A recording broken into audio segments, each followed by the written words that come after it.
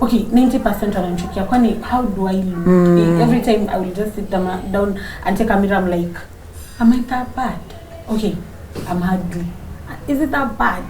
You see, every time, then my mom is like, hey, Lona, people are calling you Kibaki, people are calling you nice. Like, what's wrong? Then I remember to like, mommy, cyber bullying and all. She's like, where? So I think I was traveling and my manager akona Instagram yangu. Then mimi napigiwa simu, kuna mtu alinipigia, sitasema ni nani, lakini kuna mtu alinipigia alisema ulianza kuwa polygamous lini. So at that time you were dating? Yeah. Because if you're being polygamous, meaning na kwani Madini, we will ask that question. It's very tempting. I'm very tempted to ask.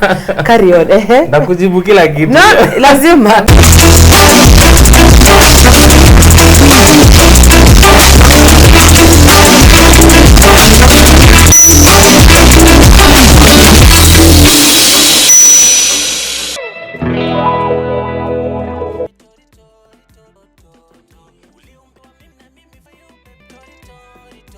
What's up, everybody? My name is Liliash and welcome to yet another episode of Tuko Extra. You already know when you see me here, there's juice, there's gist, and of course, there's always some information for you. Now today I'm seated with the one and only Madini Classic. I met Madini, I think, in 20, I don't know when he was an upcoming artist. Sahizi, Mustanisi upcoming. Mustani, I may make it 1, 2, and there's so much more to learn about him. I'm sure you've read about him left, right, and center. So, you know, my job is to sit and give you information. Madini, karibu. Asante. Uko salama? Nashukuru. Mbona umetulia hivyo? Relax. Nakuaga hivyo. Ama nikupe Fanta. Nakuaga hivyo tu yani. Uko sawa? Nashukuru. So, as I said, I met you, I don't know when it was. I think it was 2015, 2016. Kitambo sana. From then to now, what has changed? A lot has changed. I think your time siko calm maybe. I guess. Pia vitu vingi zimechange career yangu. Ile time tuko tumekutana huko nyuma na leo it's a different how can I say? Ni tofauti. Watu wame accept Madini kama Madini and I'm doing big things, so yeah, it may change. Kama msanii, you feel like at that time no people have accepted the type of music you're doing? Because back then hatukuwa tunajua sana kuhusu Swahili love songs. We are not really accepted. Tuko tunasikia Tanzania. Yeah. But everything takes time. Hata biz, mtu akianza biz, it takes time to grow. Na ni kawaida tu. So, you know, lazima pia prove watu, prove point kwa, like, I'm here to stay, I'm here to give you good music, I'm here to work and stuff, so yeah, it's normal. Yeah. Okay, I like that. So, maybe you can just recap to us a bit. Yeah. Turudi nyuma before, now we're in 2022. Turudi nyuma to explain the challenges that you had to pass through. Because at that time, I remember we were trying very much to make sure people understand that Kenyan artists can do R&B in Swahili. Na wataifanya vizuri, na it's good music. And we always kept telling you, Madini uko na sauti nzuri, so keep at it. So maybe you can just explain to us a few challenges that you went through until ukapata ile breakthrough yako kasema, this is it. Challenges ukuaga kawaida tu. Zile, I think whatever I've been facing is the same thing other artists wamekuwa kiface. Challenge kubwa inakuaga capital, unajua we invest a lot. Hizi ngoma tunatoa hapa nje tunapatia watu invest a lot kwa video, kwa audio and stuff, marketing, kwenda interview here and there. But then kurudi is not a sub, like una expect leo nimetoa ngoma leo, kesho ndo hizo returns zimeanza kurudi. So I think hiyo ndo challenge kubwa. And then unajua nchi yetu ni tofauti na nchi zingine. Sisemi kwamba nchi yetu ni mbaya ama nini, but unapata hatuna investors wengi wenye wana invest kwa talent. Utapata there's a company coming in, wanasema unafanya muziki, they endorse you, unasikia mse fulani ni brand ambassador wa kitu fulani. So it's a challenge altogether, but we have to work. Yeah.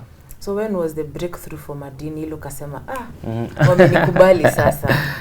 Breakthrough yangu imekuwa very funny because I remember I think it was around 2017 November hapo when I released my song with Vivian, that is Nilivyo.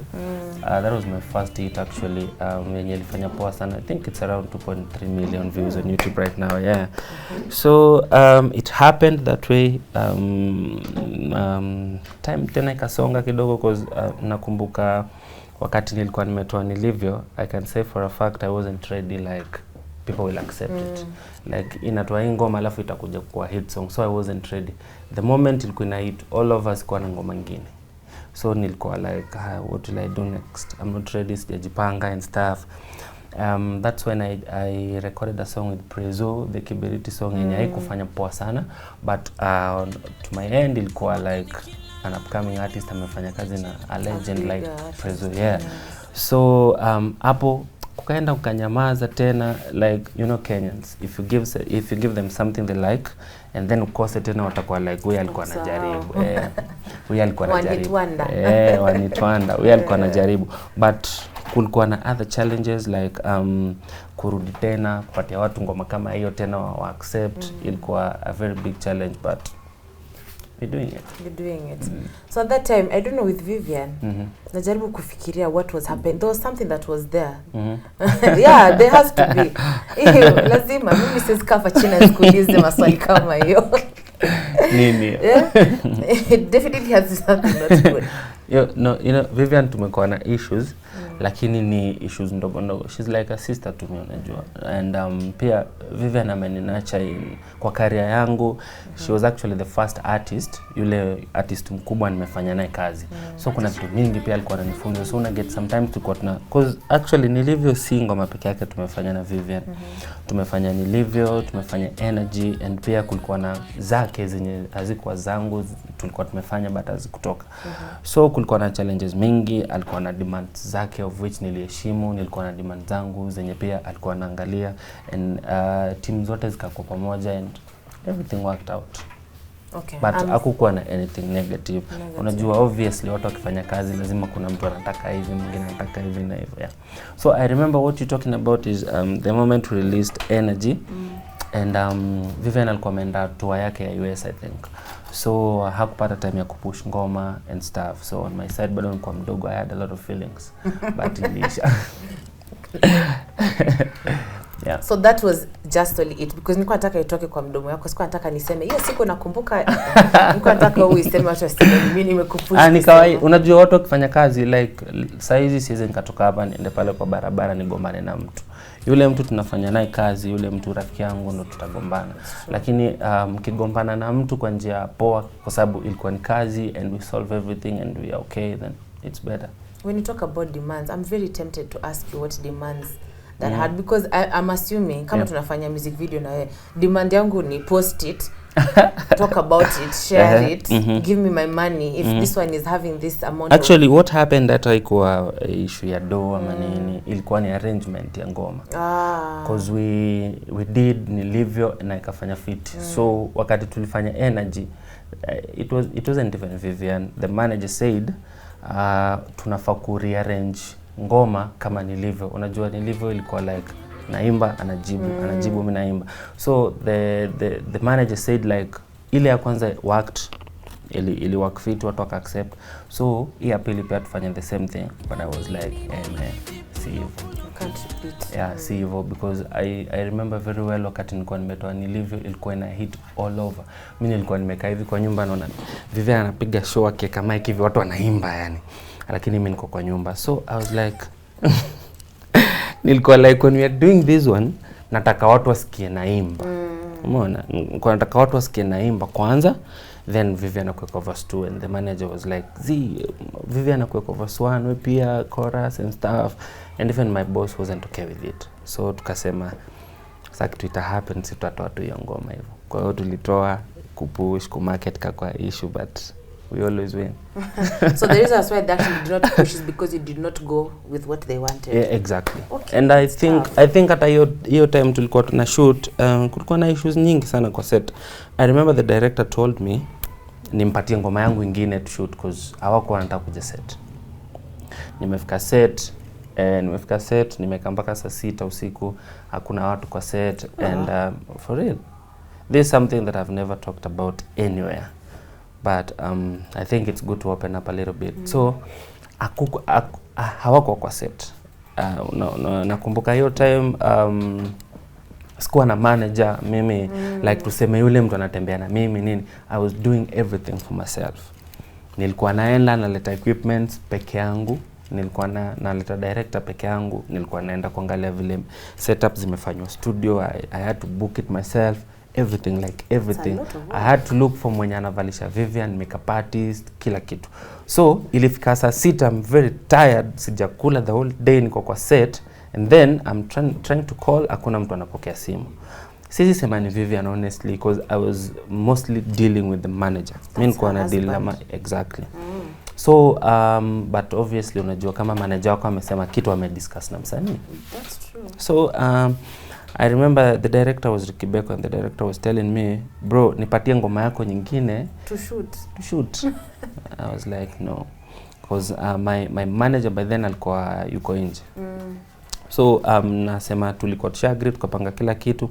If I happen to shoot another song, itakuwa issue. So akaniambia let's wait, tulibageni, ikabidi ninyenyekee, ikabidi ni simp kiasi. Tukafanya kazi. Okay, the end goal ilikuwa ni I achieve whatever I wanted to achieve. Yeah, so I achieved it. Hey, wasanii mnapitia huko nje. Ni kawaida. Kama unasema ni kawaida basi, I understand why mnakuanga na but then pale. The funny thing is Vivian ni mtu mmoja mwenye ameni build sana. Si ati hata kunipatia chance ya kufanya collab naye. Vivian ni mtu ameni build kimawazo. Okay. Mpaka leo nikitoa ngoma namtumiaga. Namtumia na mwombe unasikiaje. Vivian haizi ni feature shit. Atasikia, atanambia hapo umeimba vizuri, lakini for the ladies you need to do this and that and that. And I wanna change. Okay, that's nice. Yeah. At least you didn't kwa ubaya. Me honestly uchukua hizo vitu kama challenge. Because sijui wale watu wamefika huko juu wamesimp kiasi gani, wamepitia challenges gani. So ni kawaida tu. Okay, and that's interesting. So we move on. Now we've toured the songs, we've moved on. Then a bit of, also you went silent a bit. You went silent. The next time I think I heard about you now was not recently, but time Sony. Yeah. That's the time now you came back. Kidogo natueleza hizi mienendo na mitindo. The next time we heard now about Madini is back like publicly is at that time when you were almost releasing the song. Yes. And at that time Sony had also amechana na mtu wake. So of course the rumors started. Not the rumors, you created a story. Najikubali. Umesema kiki ulishika. Mimi najikubali. Ukatembea nayo. So why did you opt for that? Why did you opt not to just release the song, but you opted to go that way and say you are dating? Mpaka mnaitana babe, I've accepted. Nikajua Madini is gone. You see, there's something that most people don't understand. We invest a lot in our work, like in our career, kwa muziki zetu, kwa projects zetu. Tuna invest a lot of money. Trust you me. Unapata video moja ina cost not less than 250k. Like ukitaka kufanya video ya kawaida ni sawa, but ukitaka kufanya video ya maana, cause mimi mtu nilikuwa tayari nimecreate levels, ukiangalia ngoma zangu nini, so we invest a lot. So with Sony ilikuwa, it was funny and it wasn't even me. We worked with Sony actually. Leo niko na vitu mingi kuongea. Ongea kakangu. That song I remember near last year mwezi wa 4. I recorded the song last year mwezi wa 4. I was actually planning to release an album. I approached some other companies yenye bado tunaongea, offer yao ilikuwa poa, but nilikuwa naona it's too early for that. So when I recorded that song, nilisema I don't want to release the album right now, nitoe single. So my team wakachagua niyo ngoma inatoka. So first thing first, I approached Mulamua. Nikamwambia, bro, na uko kwa new relationship and stuff, and I have a love song for you guys. Mbona usikuje, like, come to the video with your new girl, at least you feature kwa video. Cause kando na entertainment lazima upatie watu something extra. Story, exactly. So I remember we had a conversation with Mulamua, and he was like, bro, life yangu sahi sitaki associated na anything relationship publicly and stuff, so me with my new girl acha tuika hivyo, labda nikuje tu peke yangu kwa video, nilikuwa nimeona haita make sense. Wezi imbia mwanaume love song. Ndanzaje. So wakati niliongea naye and nikaona it won't work for me, and nilikuwa na namba ya Sony kutoka kitambo but hatukuwa tunaongea. So I texted her, nikamtumia ngoma and alikuwa excited sana. Wakati nilimtumia ngoma alipenda sana. So akaniambia I love it and stuff. Mimi tuliongea chini ya maji, tukaongea biashara, I paid her. Akakuja kutokea kwa video. Every day mimi hujaribu kufanya kitu yenye si kila mtu anafanya. Watu wana mazoea ile ya kuna sisemi eti ni kwa ubaya kukuwa na ma-agencies, a vixen and stuff. It's not a bad thing. But kwa Kenyan industry, kila mtu kwa like, if I want to shoot my video, I'll go for vixen. Nitatafuta vixen, niongee na ma-agencies, kibao nichague and stuff. But I was trying to do something different. Kuna ma-socialites wengi, wenye wako social media, Instagram, wapi, wanazoea tu leo nionekane na market kitu fulani kwa IG yangu. People follow me, I do TikTok and stuff. So I wanted to do something different. Nikasema na kaudem kwa ngoma. So tukaongea and I paid her, akakuja tukafanya shoot. So I think I was traveling and my manager akona Instagram yangu. Then mimi napigiwa simu, kuna mtu alinipigia, sitasema ni nani, lakini kuna mtu alinipigia alisema ulianza kuwa polygamous lini. So that time you were dating? Yeah. Because if you're being polygamous, meaning nobody Madini, we will ask that question. It's very tempting. I'm very tempted to ask. Carry on. Ndakujibu kila kitu. No, lazima because you ilikuwa juicy too, but So nikamuuliza kwa nini, akaniambia you've posted something on your IG because ajui kama it's my manager handling my Instagram. So kuingia napata uko kumechacha mbaya sana. Kidogo Sonia ananipigia simu. I deleted that post. Kama watu walirealize, I deleted the first post. Then kuna blogger flani mkubwa tu texted me and akaniambia rudisha hiyo post, nataka ku screenshot. Kwa watu walikuwa wameanza kuongea. So wakati nilirudisha aka screenshot akapost. Ni hivyo. That was it. Yeah. And Sonia did not mind that. Alimind sana. Alimind sana. Because umesema alikukall. Yeah. Alimind sana because to be honest mimi sikuwa nimeongea naye tufanye kitu kama hiyo. So alimind sana. So most of the time I had to call her to explain a lot of things. Nilikuwa nampigia na explain sana. But it happened. Yeah. Are you still with your manager? Yeah. After kufanya. Hamkukorofishana naye. You see, unaona hiyo ilifanya at least umesema hiyo ndio time uliona nilirudi kwa. So it was a good thing. Yeah. Na sasa na mimi na Sonia, you okay? Did you solve na ikaisha ama bado ana ile we are okay. But tumerudi kwa ile vile kwa kitambo, communication ya kila time hakuna cause pia nilirealize hiyo story ilikuwa imemuumiza sana mtu kama Mulamua, the family walikuwa na mtoi, hiyo ndo time kulikuwa na time ya breakup and stuff. I remember one of my friend from the media called me akanambia, bro, whatever Sony and Mulamua are going through is deep, like it's very deep. See Kiki and stuff is very deep. So I even had to call Mulamua nimwambie, bro, whatever thing unaona online usichukulie serious, it's just business. I'm not even close to her nini. That's why unaona nikipost vitu simtajitaji, yani mimi na post watu waangalie, watu waongee. Yeah. Okay, that's interesting. Now we have that perspective. Too bad aliniblock kila mahali, but Sony, Mulamua. I mean, we move on. Tulikutana juzi nikamwambia, bro, cheza chini. Unblock. Na alikuwa unblock kama bado alikuambia, bro? No, najua atani unblock with time. Yeah. I think it's just, as in, if it is true that they had that breakup, anahitaji tu your time. It's not easy. Yeah, sure. I think hiyo nini bado inamhit mpaka leo. Because hata tukikutana alikuwa anaiongea, nikamwambia, chill bro, hizi vitu happen. So yeah. Okay. We speak healing to you, Mulamua. We speak healing. Now we move on. Umetoa ngoma. The song did well. It didn't do bad. We were speaking about it was being played, and of course it was in a lot of blogs. Yeah. And after that, now we have the next babe. Mwana tumetoka kutoka one babe, two babe, three babe. Now we have the next babe. Pritty is here. Yeah. When you met with Pritty is when Pritty yeye alikuwa ameachana na Stevo. So I don't know, is it that okay, now let me tell you guys the honest truth. Tumeka hapa all along I've been thinking, ona vile Pritty ananiangalia na ngoja tu niseme kitu. All along I've been thinking this is not true.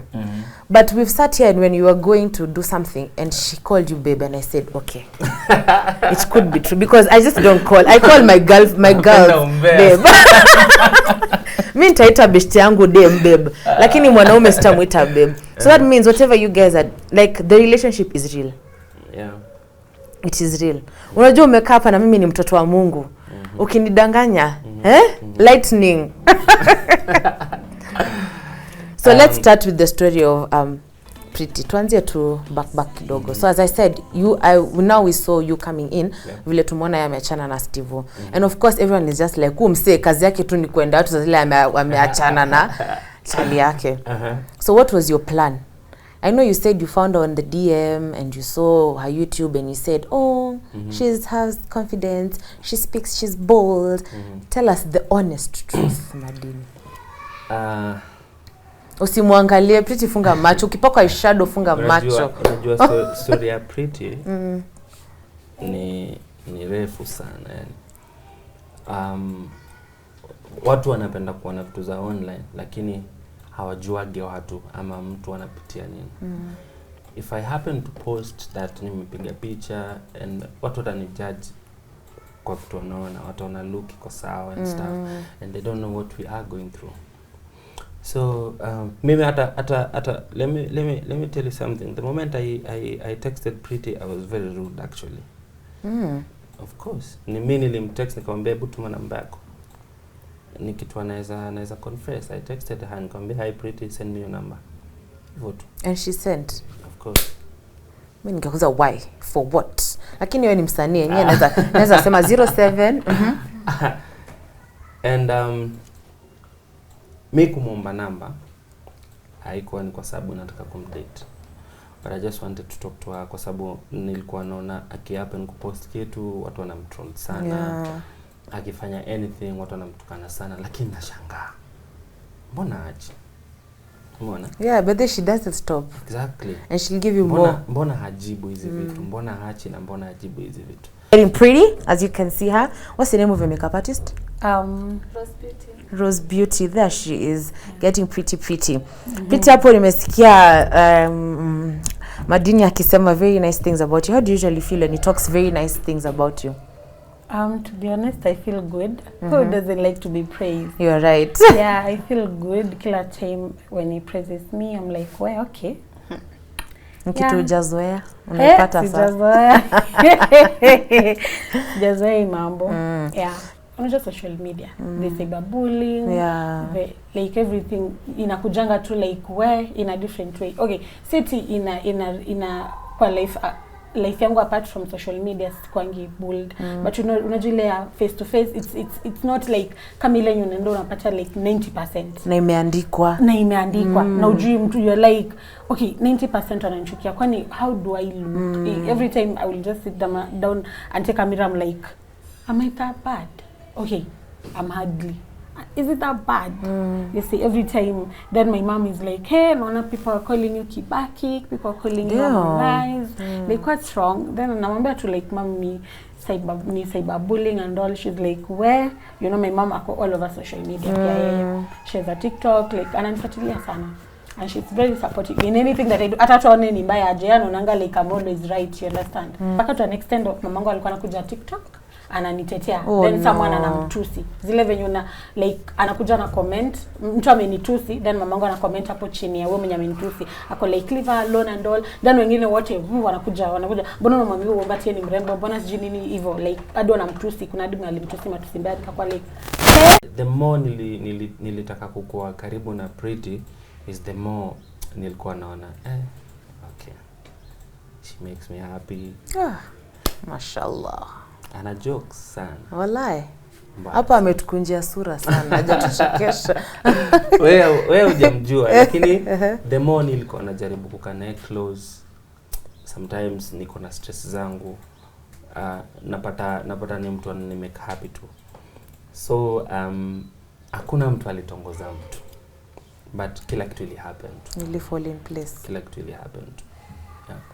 And you have no regrets, of course. Why should I? For Pritty sikuenda hata kumuuliza were you dating Stevo? Mimi hizo ni vitu nilikuwa naona online tu kawaida. And then mimi mwenyewe ni fan wa Stevo basa. Mimi ni fan wake sana. Sometimes hata nikiwa na watu nafanya jokes zake kwa watu. Yani nampenda sana, namfollow, napenda vitu anafanya. So si issue na dema kiachana na mtu namchukua. I've heard Madini also say that he is a fan of Stevo and he loves and appreciates what he does as his art, like what Stevo Simple Boy does. Okay. Do you appreciate that? Yes, I appreciate, and the fact that he proposed, I was like, wow, okay. So like he can move on. Okay, that's good, you know, because me already have moved on. So like, see, like people are like Purity. Okay, my name is Purity. Purity are jealous. I'm like, okay, niko jealous ya nini? I already have my man. Sasa hata nikikuwa jealous, will it even happen? That means bado sija move on. Unaona? Yeah, but people always get things wrong kwanza kwa social media and all, but that's okay with you. And you're still okay with having your life out there? Yeah, like just like when I had a Q&A with my fans, I told them like social media knows me 10%. They don't know me. Wanaonanga Pritty, Kiki, Pritty, Pritty the bad one, Pritty anapenda kuongea Pritty, but you don't know like hiyo ni social life. What you want to put. But kwa ground kukutana mimi like Pritty, so when ni mpole like 90% kukutana na mtu anakuwa like uni wewe unakwanga mwenye mazi unakwanga pole hivi na ukienda kwa social media tena unapatana na another version of me like so you play all these roles kutu yeah. Pritty alikuwa depressed na I think bado ako depressed mpaka saizi though inapungua, but because she found Madini. Exactly. Mashallah. When I grew up. But then alikuwa na issues mingi zingine ndo tunajaribu kufix. But then people won't understand like Pritty kwenye alikuwa hiyo time nyingine na saizi vile ana feel changes zako nazo vitu anajaribu kufanya. Unaona kama saizi we trying to set up a business for her. Yeah, sure. And you've dated how long? Around 3 months. And you're already starting a business for her? Yeah. Are you a Kenyan? I'm Kenyan. You know low man, you know. All right, carry on. You know what to do. So yeah, anything about art, makeup, I'm like, wow, I love this. Wow, clothes, I love fashion and all. So it's like me, I think I want kuingia kwa industry ya fashion. Nataka tu nifungue cloth line yangu. So like tulikuwa tunakaa chini. Hadi nikaenda YouTube naangalia vile unaweza ita shop yako. So I came up with Be Pritty. Yeah, Be Pritty Closet. And the reason is why I opened it, it's because I'm bringing my sister from Shago and she's disabled. She has autism. Oh, okay. So yeah, I want to support her. I want to be with her at least because Joko Shule, you never know what she's going through because she doesn't speak, you know. And she has really, when I saw her last picture, she really weight yake imepungua sana. Like family yote we are big. So amepungua. I'm like, maybe she's not okay because ni boarding na she doesn't speak. So with Joe what she's going through. So like I just want to open a small business at least.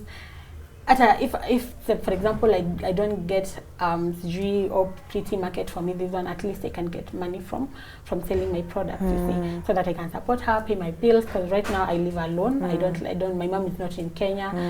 Like I don't mingle with my family members, my relatives, I mean. So you're by yourself. Yeah, by myself. So I just have to do things by myself. Kuna vitu kiasi zimechange, aliama place alikuwa na vitu kama hivyo. So me being in her life is to change something kwa life yake. It's interesting. Because I see people saying online namtumia and stuff, and I'm like, mbona nimtumie? I have fans. My music is actually a hit out there. Nafanya show kila siku, show zangu zinajaa and stuff. So mbona nimtumie? Siwezi gain anything nikitaka kumtumia. But mimi nilikam in kwa life yake because kwanza nilikutana naye akakuwa rafiki yangu. The moment alikuwa rafiki yangu nika get to understand vitu yeye go through. Sometimes kuna mtu anaweza kafanya kitu, anaweza kumtukana online kama amekaa hivi, aanze kulia azime hiyo simu na asiongee na mtu. Sometimes anashindwa kula and stuff, and I'm like, okay, anahitaji mtu wa kuongea naye, anahitaji mtu wa kumpa support and stuff. So kuna vitu zingine mingi sana zenye watu hawezi understand, but mimi naelewa. So bado we are paying $4 million. Of course. Unajua when she said 2 million kila mtu alimwambia ai hata mimi maonga niliambia shwali wasichana squeezy mnataka pesa mingi 2 million ukasema 2 million hata ni kidogo. Kwa ni nini anakufanyia au situambie kani kitu but ni nini anakufanyia anakupatia that you feel she is worthy of more money as even compared to the worth she feels for herself?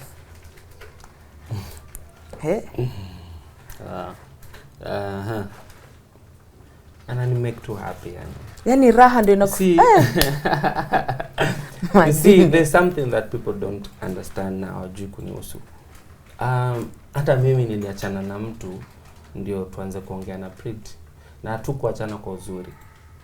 Ni kwa vile tu si mtu wako kwa limelight and stuff. Tuliachana kwa ubaya na nafikiria mimi niliumia zaidi. Sijui yeye aliumia kwa kesi gani, but nafikiria mimi niliumia zaidi. So ilikuwa tu ile time yenye nataka tu I needed a remedy. Like nataka tu yule mtu ataniongelesha, atani make happy, will be there and stuff. So the moment alianza kuwa best yangu, alafu my circle wakamkubali. Ni dem mwenye anaweza acha na mabeshte zangu hapo wapige story nipate vibe imewaka mbali. That's important. Na si dem mwenye kuna best yangu tuseme kuna best yangu moja ashakuja kwangu kuniambia udem ni mbaya akufai sijui nini. Kila mtu amempenda. Ukikutana na Pritty hivi physically utaelewa vibe yake. Yeah. Okay, that's nice. So both of you live together now? No. Okay, niliona akisema kishi na wewe kidogo. Kidogo baridi itachanganya. Nairobi saizi kuna baridi. Mimi sitaki kuishi peke yangu. So namuelewa sana. Yeah. But I think if you are in it for the long haul and you're even talking about adding, like even I really hope Madini this is not story ya social media. Kwa nini kwa story ya social media sasa? It's real. Yeah. What do you expect from you? I know after elections. Kila mtu sasa tunangoja elections, we know what's coming after. So let's say after elections, what do we have? Niko na bookings zenye ziko mpaka nje yenye nafaa nataka Wakenya waangalie mtu kama mimi ama msanii wa Kenya kienda nje anaweza kufanya kitu gani. Anaweza kufanya kitu gani watu waone ni kubwa sana. Of course other artists they have done the best na I appreciate them a lot, but I just want to change the game. Nataka tu kufanya kitu yenye something extra yenye nimekuwa nikilearn. Unajua nimekaa kwa game na nimekuwa nikilearn vitu mingi sana. Nimekuwa nikiona mistakes zenye nafanya, wenzangu wanafanya, na nimekuwa nikiona vitu wenzangu wana achieve and stuff. So I just want to do something extra to the game, and I hope my fans watanielewa and they love me more. Yeah. So we're expecting a song before elections, sure. And then after you said you're traveling and more music, collabos. Yeah, collabos ziko, niko na collabos za TZ. Yeah, natafuta za UG pia. Na kwa show zangu za nje pia niko najaribu kuongea na watu wa nje pia kama naweza pata kazi nifanye kazi nao, na appreciate wakikubali. Okay, we wish you all the best. I think what did I want to ask you? Oh, you've talked about where you're working now, my team. You're signed under a label. Yeah, sure. Niko na my own company, and my record label inaitwa SNK Music. SNK Music ni kampuni yenye nimefungua mimi, lakini niko na watu wengine, my investors. Okay. Yeah, Shadrack, Chalo and Seth. Na pia niko na team kando na my investors. Niko na team watu tunawak nao, like vile nimekuja hapo mbona nimekuja nao hapo, sijakuja peke yangu. So niko na team yenye nikiwa naenda show, nikiwa naenda wapi, hata wengine wanatangulia and stuff. So not forgetting this Friday tuko na event Kisumu. Yeah, yenye tunaenda na Pritty club inaitwa Jam City, tunaenda launch club mpya. So there's a lot coming, like couple goals zile. Naona Beyonce and Jay-Z. Treat mtoto mrembo vizuri and stuff. So make money. When you're together, make money. When you're apart, still make money. At the end of the day, it's money. Yeah. All right. Anything else you'd want to say before we finish with you? Napenda mafans wangu sana. Napenda mafans wa Pritty sana. God when will I get a man? Sema napenda mafans wa Lily, napenda mafans wangu. And me kitu naweza taka kusema ni kwa sababu I just want my fans to believe in me. I'm here to stay, I'm here to do good music, and I'm here to change the game. So unajua lazima wanipatie hiyo nafasi. Wakinipea hiyo nafasi, I'll appreciate. Yeah. Yeah, let us know how we can find you Instagram. Kama tuko na biashara tutakudm wapi? Yeah. Very simple. It's Madini Classic kila mahali, but it's in a Facebook. Usiende Facebook, it's Twitter, TikTok, and Instagram. My YouTube channel is Madini Classic Official, so subscribe. Yeah. All right, man. It's been a good interview. It's very insightful. I told you when I sit here, I come here with a lot of juice. And I appreciate you. Umekuwa very open. You've not shied away from answering any question. I appreciate you for having us here and giving us your time. And yeah, we do appreciate even Able Photographer for having us here, for giving us the space. It's a beautiful space. If you want your photos taken, do follow them on Instagram. We'll put their handle here so that you can be able to see them. And you can always reach out to them if you need any type of photography, any type of... They've said they even do outdoor, so if you need them, just get in touch with them.